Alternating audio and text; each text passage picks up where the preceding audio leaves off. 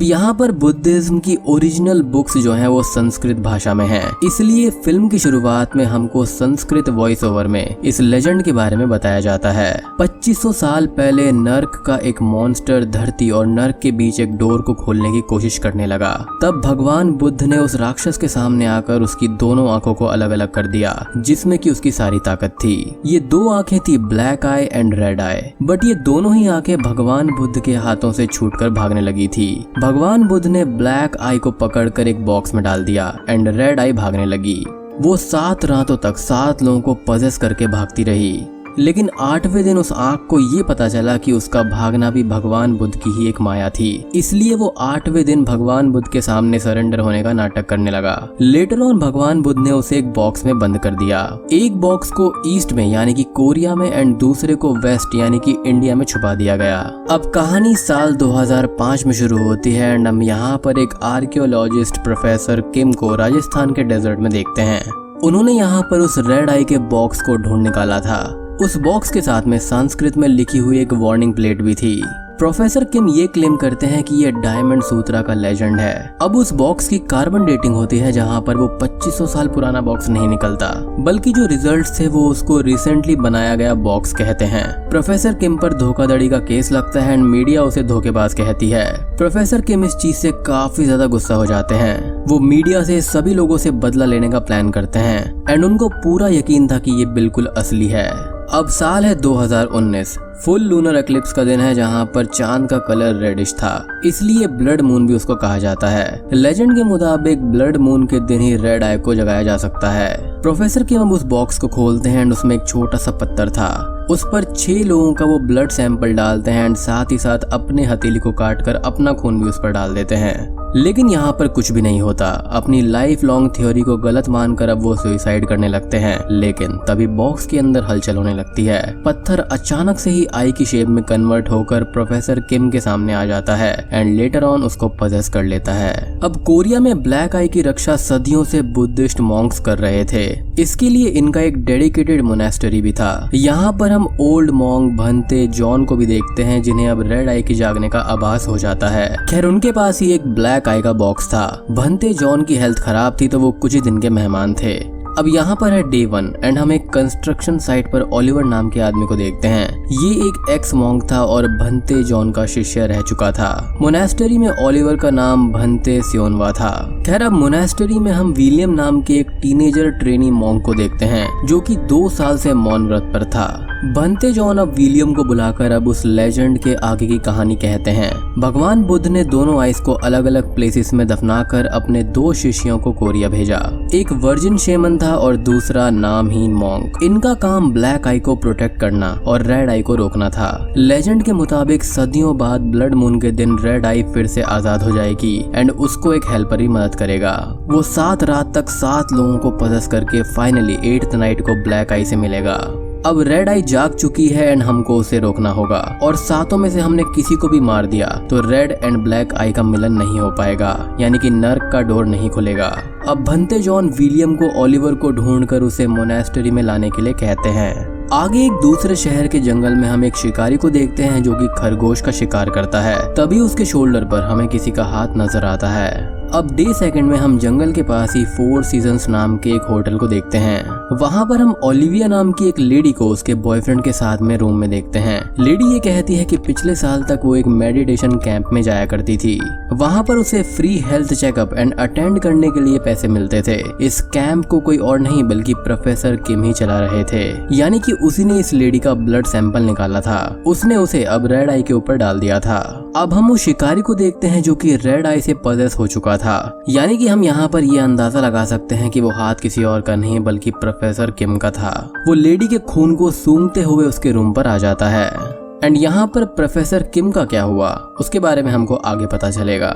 खैर मोनेस्टरी में विलियम को सपने में भंते जॉन का एक विजन आता है। वो उसे ब्लैक आई का बॉक्स देकर उसे ओलिवर को देने के लिए कहते हैं। अगली सुबह विलियम को ये पता चलता है कि भंते जॉन गुजर गए हैं एंड उनके बाजू में वो ब्लैक बॉक्स था। अब तीसरे दिन police officer James and team 4 season hotel में आते हैं। वहाँ पर उस लेडी के बॉयफ्रेंड का खून हो गया था। लेडी का सारा सामान वहीं पर था एंड वो शिकारी आदमी की बॉडी भी वहीं पर पर थी जो कि एक ही रात में एकदम से सड़ गई थी एंड उससे तेज बदबू आ रही थी। उसका चेहरा सीसीटीवी पर कैद हुआ था, इसलिए पुलिस को मर्डर का शक उसी पर जाता है। बट वो लेडी यानी कि ओलिविया अभी मिसिंग थी।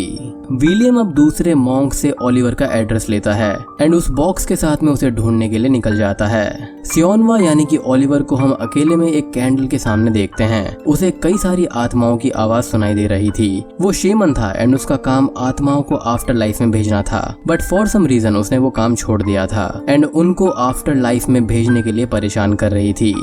4th डे पर विलियम ओलिवर को ढूंढते हुए उसके शहर में आता है, लेकिन रेलवे स्टेशन पर उसका बॉक्स वाला बैग चोरी हो जाता है एंड यहाँ पर हम एक लड़की को उसके पास में देखते हैं जिसकी इम्पोर्टेंस हमको आगे पता चलेगी। खैर अब ऑफिसर जेम्स को ओलिविया की बॉडी एक रेस्टोरेंट में मिलती है एंड वो भी उसी शिकारी की तरह एकदम सड़ गई थी। ऑफिसर जेम्स यहाँ पर कंफ्यूज्ड हो जाता है एंड उसको अब ये सीरियल किलिंग्स लगने लगती हैं। वो फॉरेंसिक टीम को सारे एविडेंस ठीक से चेक करने के लिए कहता है। अब यहाँ पर हम लियाम नाम के एक दूसरे ऑफिसर को भी देखते हैं जो कि पुलिस ऑफिसर जेम्स का पार्टनर हुआ करता था, लेकिन साल भर पहले एक एक्सीडेंट में उसने जेम्स की जान बचाई थी एंड वहाँ पर वो पानी में गिर गया था, जिस कारण से उसका पैर टूट गया था एंड उस एक्सीडेंट में उसके सर पर चोट भी आई थी। तब से वो सिर्फ डेस्क जॉब पर काम कर रहा था। अब यहाँ पर पुलिस चीफ को लियाम निकालना चाहते थे एज वहाँ पर काम करने के लिए वो फिट नहीं था। अब इस केस को देखकर लियाम एक वियर्ड आइडिया सजेस्ट करता है। कुछ दिन पहले दूसरे पुलिस स्टेशन पर ऐसा ही एक डिफिकल्ट केस आया था। तब लियाम के फ्रेंड ने वर्जिन शेमन नाम की एक फेमस शेमन की मदद ली थी एंड तब वहाँ पर केस आसानी से सॉल्व हो गया था। वो यहाँ भी उसी शेमन की मदद लेने की बात करता है जिस पर ऑफिसर जेम्स उसको डांट देते हैं। विलियम ओलिवर से मिलकर उसे चिट्ठी में लिखकर ये कहता है कि भंते जॉन गुजर गए हैं। उन्होंने ये कहा है कि मॉन्स्टर भी जाग गया है। विलियम यहाँ पर अभी भी मौन व्रत पर था। अब आगे हमको एक डिलीवरी गाय एक टनल के पास में नजर आता है जो कि स्कूटर को रोकते हुए दिखाई देता है। आधी रात को वहाँ पर एक लड़की खड़ी थी जिसे वो पहचान जाता है। ये दोनों उसी मेडिटेशन कैंप में गए थे जहाँ पर वो लेडी ओलिविया भी गई थी। वो लड़की यहाँ पर रेड आई से पजेस हो चुकी थी एंड वो उस डिलीवरी गाय को अपना नया शिकार बनाती है। बेसिकली ये सभी लोग रेड आई के लिए एक स्टेपिंग स्टोन थे। ये रेड आई लोगों को पजेस करते करते ब्लैक आई तक पहुंचना चाह रही थी। अब आगे हम उस डिलीवरी गाय को वर्जिन शेमन के घर के सामने देखते हैं जहाँ पर एक लड़की उसे खून का एक सैंपल दिखाती है एंड ये वही लड़की है जिसने विलियम से बॉक्स चुरा लिया था। अब ओलिवर को भी भंते जॉन का एक विजन आता है। विजन में वो ये कहते हैं कि मैं देख रहा हूँ कि तुम्हारे पीछे कई सारी आत्माएं हैं, तुम्हें उन्हें आगे भेजना होगा यानी कि आफ्टर लाइफ में, एंड यही तुम्हारा कर्मा है। ओलिवर के पीछे हमको कई सारी आत्माएं दिखाई देती हैं, इम्प्लाइंग की आत्माएं उस पर नजर रखे हुए हैं। यहाँ पर भंते जॉन द वर्जिन शेमन को 7 स्टेपिंग स्टोन कहते हैं और उसे मारने के लिए भी बोलते हैं। जैसा कि स्टार्टिंग में बताया गया था, किसी एक को भी मार दिया गया तो यहाँ पर उनका मिलन नहीं हो पाएगा यानी कि दोनों आइस का। खैर अब डे 5 आ जाता है एंड ओलिवर एक पुराने बैग निकालता है जिसके अंदर एक कुल्हाड़ी, एक माला, एक लेटर एंड एक खून लगी हुई शर्ट थी। वहाँ पर वर्जिन शेमन का एक फोटो एंड एड्रेस भी था। वो बेसिकली भंते जॉन की शिष्या ही थी। अब ओलिवर एंड विलियम उस एड्रेस पर जाते हैं। जाते टाइम ओलिवर विलियम के लिए नए बूट्स, खाना इत्यादि देते हैं। मोनेस्टरी के बाहर विलियम अकेला फर्स्ट टाइम आया था, इसलिए शहर को देखकर काफी खुश हो जाता है एंड खुशी के चक्कर में वो अपना मौन व्रत भूलकर ओलिवर को थैंक्स बोल देता है। दूसरी तरफ ऑफिसर जेम्स की टीम को उस लड़की की डेड बॉडी उसी टनल के पास में मिलती है। उसकी भी बॉडी एकदम सड़ गई थी। ओलिवर को उस एड्रेस पर शेमन नहीं मिलती एज वो दूसरे शहर में शिफ्ट हो गई थी, यानी कि उसी शहर में जहाँ पर ये सब किलिंग्स हो रहे थे। ये दोनों अब उसी शहर के लिए निकल पड़ते हैं। अब हम एक स्कूल गर्ल को वर्जिन शेमन के घर के सामने देखते हैं जहाँ पर वो लड़की फिर से उसे खून का एक सैंपल देती है। इस बार हमें उसके बैकग्राउंड में एक और औरत दिखाई देती है जिसके बारे में हमको आगे पता चलेगा। अब ओलिवर को रेलवे स्टेशन पर एक मेमोरी हॉन्ट करती है। 20 साल पहले उसका एक कार में एक्सीडेंट हुआ था जिसमें उसकी वाइफ एंड बेटा मर गए थे। एक्सीडेंट करने वाली लेडी ने भी सुसाइड कर लिया था। मरने से पहले उसने ओलिवर के लिए एक लेटर भी लिखा एंड विलियम उसी लेडी का बेटा था जो कि आगे मोनेस्टरी में पला बड़ा, इसलिए ओलिवर यहाँ उससे अच्छे से बात भी नहीं कर रहा था क्योंकि उसके मन में उसके लिए ग्रजेस थे। अब न्यूज के अंदर ये सीरियल किलिंग्स एक हॉट टॉपिक बन गया था जिसे अब ओलिवर देख लेता है। एक मैप में वो सभी मर्डर साइट को मार्क कर लेता है एंड उसका गेस था कि वर्जिन शेमन का घर इन्हीं किलिंग्स के नजदीक होना चाहिए। वो एंड विलियम अब स्प्लिट होकर घर को ढूंढने लगते हैं। ओलिवर टनल के पास आकर किलिंग साइट को देख रहा था जिसे अब ऑफिसर जेम्स भी देख लेता है। वो उससे आईडी मांगकर बैक ऑफिस में चेक करने के लिए कहता है। जब जेम्स उसे बैग दिखाने के लिए कहता है तब ओलिवर भागने लगता है। इन दोनों के बीच में फाइट होती है एंड मैप वहीं पर गिर जाता है। विलियम को वर्जिन शेमन का घर मिल गया था। तभी बारिश आने लगती है। विलियम अंदर जाकर बैठता है जहाँ पर वो लड़की उसको टी देती है। यहाँ पर हमें वो औरत भी दिखाई देती है। वर्जिन शेमन के घर से आते टाइम विलियम को स्कूल गर्ल दिखाई देती है एंड वो रेड आई से पजेस हो गई थी एंड रेड आई उसके चेहरे को फाड़कर विलियम को देखती है। विलियम इसे देखकर डर जाता है एंड वहाँ से भागने लगता है। मीनवाइल पुलिस स्टेशन में लियाम जेम्स से ये कहता है कि ओलिवर मोनेस्टरी में एक टाइम पर एक एग्जॉर्सिस्ट हुआ करता था, यानी कि इविल स्पिरिट्स को निकालने वाला। एक केस में उसने एक आदमी को पीट पीट कर एग्जॉर्सिज्म किया था। तब उस पर कोरियन बुद्धिस्ट एसोसिएशन ने केस डाल दिया था एज वो ऑफिशियली रिकॉग्नाइज्ड नहीं था, क्योंकि उसे मॉन्क की पोजीशन उन्होंने नहीं दी थी। इसलिए वो कुछ साल तक फ्रॉड मॉन्क के केस में जेल में भी रहा था और अब कंस्ट्रक्शन वर्कर है, बट वो 2 दिन से मिसिंग है। जेम्स को तभी उसके हाथों से गिरा हुआ मैप याद आता है जिसे लेने वो लियाम के साथ में चला जाता है। खैर अब रास्ते में लियाम उसे वही वर्जिन शेमन का बनाया हुआ एक तावीज देता है जिसे उसने अपने खून से बनवाया था। जेम्स ऐसी चीजों पर यकीन नहीं रखता था, बट लियाम के दबाव में वो उसको रख लेता है। अब उन्हें वहाँ पर वो मैप भी मिलता है। ये कंक्लूड करते हैं कि इस इलाके के मिसिंग लोग ही सीरियल किलर का अगला शिकार हैं। उन्हें पता चल जाता है कि एक हाई स्कूल गर्ल 2 दिन से लापता है एंड वो पिछले साल भी ऐसे ही लापता हो गई थी, जहाँ पर वो बाद में एक मेडिटेशन कैंप में मिली। एंड वो मेडिटेशन कैंप किसका था? प्रोफेसर किम का। लेटर ऑन लियाम ये कहता है कि पास के ही पहाड़ पर एक और डेड बॉडी मिली है जिसकी हालत भी इसी केस के बाकी विक्टिम्स की तरह है। वो अब स्टेशन जाकर उसकी फाइल देखने लगता है। विलियम ओलिवर के पास आकर उसे वर्जिन शेमन का एड्रेस देता है। जब उसे ये पता चलता है कि ओलिवर उसका खून करने वाला है तो वो इस बात से सहमत नहीं होता। वो फौरन वहाँ से भागकर शेमन को बचाने जाता है। जेम्स उसी इलाके में था तब उसे लियाम का फोन आता है। वो ये कहता है कि आज सुबह पहाड़ी पर किसी आदमी की बॉडी मिली है एंड वो प्रोफेसर किम की बॉडी है। जी हाँ, एंड वही साल 2016 से मेडिटेशन कैंप चला रहा था। हैरानी की बात यहाँ पर यह है कि जितने भी लोग मरे हैं वो सभी इस कैंप को अटेंड कर रहे थे।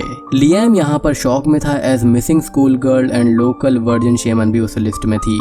यानी कि देखा जाए तो बेसिकली यहाँ पर इस रेड आई ने प्रोफेसर किम को सभी के ब्लड के लिए इस्तेमाल किया। उसके बाद उस रेड आई ने प्रोफेसर किम को पजेस किया एंड पजेस करने के बाद में फिर अगला शिकार हुआ वो शिकारी।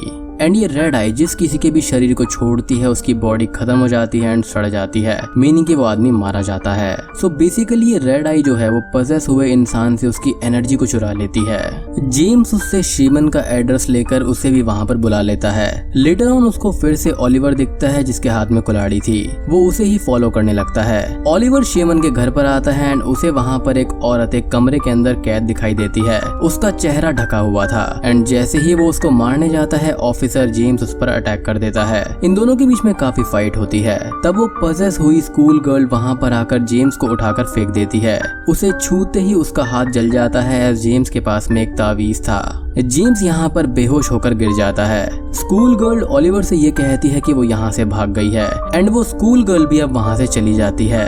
ओलिवर उसके पीछे कुल्हाड़ी लेकर भागता है एंड कुल्हाड़ी पर अपना खून लगाकर कुछ चैंटिंग करने लगता है। तभी उसको उसके पीछे पड़ी आत्माओं की आवाज सुनाई देती है। वो सभी अब उसे छोड़कर जा रहे थे एज वो ये कहते हैं कि ये मरेगा, अब ये हमें मुक्ति नहीं दिला सकता। ओलिवर को ये सुनकर थोड़ा सा शॉक लगता है बट वो आगे बढ़ता रहता है एज उसे अपनी लाइफ की कोई भी चिंता नहीं थी। लेटर ऑन स्कूल गर्ल भागते हुए लियाम से टकरा जाती है एंड टकराते ही वो उस पर हमला करती है। उसे काट कर उसे पजेस कर लेती है। ओलिवर तभी उसे कुल्हाड़ी से मारने आता है बट लियाम उसे उठाकर पटक देता है। उससे ये कहता है कि तुम यहाँ नहीं मरोगे। उसे मोनेस्टरी जाने के लिए कहता है। विलियम उस लड़की को भी ट्रेन से मोनेस्टरी ले जा रहा था। अब यहाँ पर आ जाता है डे 7। ओलिवर को बनते जॉन का एक और विजन आता है जहाँ पर वो ये कहते हैं कि मॉन्स्टर अब 7 स्टोन पर है और मेरे मरने के बाद में अब तुम ही मोनेस्टरी के उत्तराधिकारी हो। यानी कि 8th नाइट के दिन वो रेड आई तुम्हें पजेस करेगा एंड तुमसे नर्क का डोर खुलवाएगा, लेकिन तुम्हें उससे लड़ना होगा, उसे रोकना होगा। अगले दिन विलियम एंड लेडी मोनेस्टरी के पास में आते हैं। उनके आते ही मौसम खराब हो जाता है, अंधेरा छाने लगता है। विलियम उस लेडी को एक स्मॉल घर पर ठहराता है। पजेस हुआ लियाम भी अब मोनेस्टरी आकर मॉन्क्स को मारता है एंड बनते जॉन की बॉडी के सामने बैठकर हंसने लगता है। ऑफिसर जेम्स को स्कूल गर्ल की डेड बॉडी मिलती है एंड लियाम के भागने की फोटो सीसीटीवी में कैद हो गई थी। ओलिवर मोनेस्टरी पर उसी घर पर आता है जहाँ पर विलियम रुका हुआ था, बट स्ट्रेंजली वहाँ पर वो लेडी गायब थी। विलियम को समझ में नहीं आता कि आखिर वो कहाँ गायब हो गई। वहाँ पर ब्लैक आई का बॉक्स भी अपने आप आ गया था जिसे उस लड़की ने चुराया था। ऑफिसर जेम्स फिर से वर्जिन शेमन के घर पर जाता है और उस घर में एक औरत थी जो ये कहती है कि वही असली वर्जिन शेमन है एंड वो भी मेडिटेशन कैंप में गई थी एंड वहां जाकर उसने पहली बार साशा को देखा था, यानी कि वो लड़की जो विलियम के साथ में गई थी, यानी कि साशा एक भूत थी। जी हाँ, बचपन में उसने बहुत सारे अब्यूज सहे थे, वो सुइसाइडल थी। प्रोफेसर किम ने उसको अडॉप्ट करके उसकी एजुकेशन करवाई थी। जब सब लोग उसे धोखेबाज कहने लगे तब उसने साशा की हेल्प मांगी। रेड आई के टैबलेट में लिखा हुआ था कि उसे जगाने से पहले उसके लिए किसी लेडी को सैक्रिफाइस करना होगा एंड आगे वो लेडी गोस्ट बनकर मॉन्स्टर की सर्वेंट बनेगी एंड साशा ने तब जाकर सुसाइड किया एंड वो गोस्ट बन गई। सभी लोगों के माइंड को कंट्रोल करके उन्हें मेडिटेशन कैंप में वही लाती थी। शेमन आगे ये कहती है कि कुछ दिन पहले ऑफिसर लियाम उसके पास तावीज बनवाने आया था, तब मैंने उसका खून ले लिया। झूठ बोला कि ये तावीज के लिए है बट असल में वो रेड आई के लिए था। 7 स्टेपिंग स्टोन में थी बट साशा ने मेरी पोजीशन को चेंज करके लियाम को 7 स्टेपिंग स्टोन बना दिया। सभी 6 लोगों ने सुसाइड करने की कोशिश करी थी लेकिन उन्हें साशा ने बचा लिया। शेमन यहाँ रोते हुए ये कहती है कि मैंने ये सब सिर्फ अपने आप को बचाने के लिए किया है। वो ऑफिसर जेम्स को भी मोनेस्ट्री जाने के लिए कहती है। मोनेस्ट्री में ओलिवर लियाम के लिए एक ट्रैप रेडी करता है। अपने आसपास के एरिया को एक थ्रेड से कवर कर देता है एंड उसके बीच में आग लगा देता है। विलियम की जैकेट पर अपने खून से ओम का सिंबल भी लिखता है। अब 8th नाइट को पॉजेस हुआ लियाम ओलिवर के पास में आ जाता है। उसका ट्रैप चैंटिंग कुछ भी काम में नहीं आता। लियाम ये कहता है कि 8वां स्टेपिंग स्टोन वही होगा जो कि उत्तराधिकारी है। तुम मोनेस्ट्री छोड़ चुके हो इसलिए तुम उत्तराधिकारी नहीं हो। विलियम असली उत्तराधिकारी है। तुम्हारी लाइफ एक निराशा से बढ़कर और कुछ नहीं है। तभी लियाम उसको एक गन देता है सुसाइड करने के लिए। अब विलियम के सामने साशा आती है जो कि उसका जैकेट निकाल देती है एंड वो अब पजेस स्टेट में था। तभी ओलिवर लियाम पर गोली चला देता है एंड इससे गुस्से में वो अपने अंदर के सभी 6 आत्माओं को ओलिवर पर अटैक करने के लिए भेज देता है। हम 6 ब्लैक फिगर्स को देखते हैं जो कि चारों ओर से ओलिवर पर हमला कर रहे थे। तभी हमें भनते जॉन की बॉडी से ओम की साउंड सुनाई देने लगती है। वो चारों ओर से उन आत्माओं को भगा देती है। विलियम को पजेस स्टेट से बाहर भी निकाल देती है। विलियम अब भागने लगता है एंड कुछ दूर जाने के बाद में ऑफिसर जेम्स भी वहाँ पर आ जाता है। वो लियाम को पजेस स्टेट में देखकर डर जाता है। लियाम उसे उठाकर दूर फेंक देता है एंड अब वो सीधा विलियम की ओर बढ़ने लगता है। तभी फिर से ओलिवर उस पर गोली चलाता है। चैंटेड कुल्हाड़ी से भी मारने जाता है।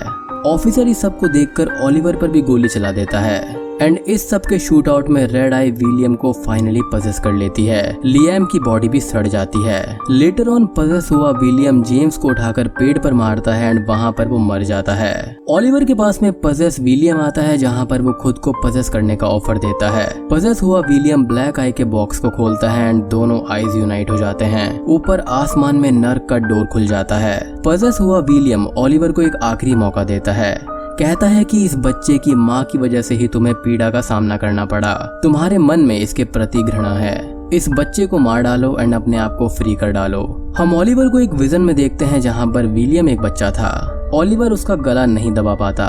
वो अपनी पीड़ा को, दर्द को त्याग देता है। विलियम के ऊपर खून से सेक्रेट सिंबल लिखता है एंड लेटर ऑन असली दुनिया में पजेस विलियम को पकड़कर चैंटिंग करने लगता है जिससे विलियम के ऊपर का सिंबल शाइन करने लगता है। अब ओलिवर यहाँ पर एक टाइम पर एग्जॉर्सिस्ट हुआ करता था तो उसने ब्लैक आई को अपने अंदर फोर्सफुली ले लिया था। इससे विलियम पोजेशन से फ्री हो जाता है एंड लेटर ऑन वो चैंटेड कुल्हाड़ी से ओलिवर के सर पर वार करता है एज रेड आई वहीं पर थी। अब हम विलियम को राजस्थान इंडिया में देखते हैं। वो रेड आई को उसी के प्लेस में फिर से दफना देता है। साशा का गोस्ट भी उससे बंधा हुआ था जिसे वो फ्री कर देता है एंड शायद से आगे वो उसको आफ्टर लाइफ में भेज देगा। ये मूवी यहीं पर खत्म हो जाती है।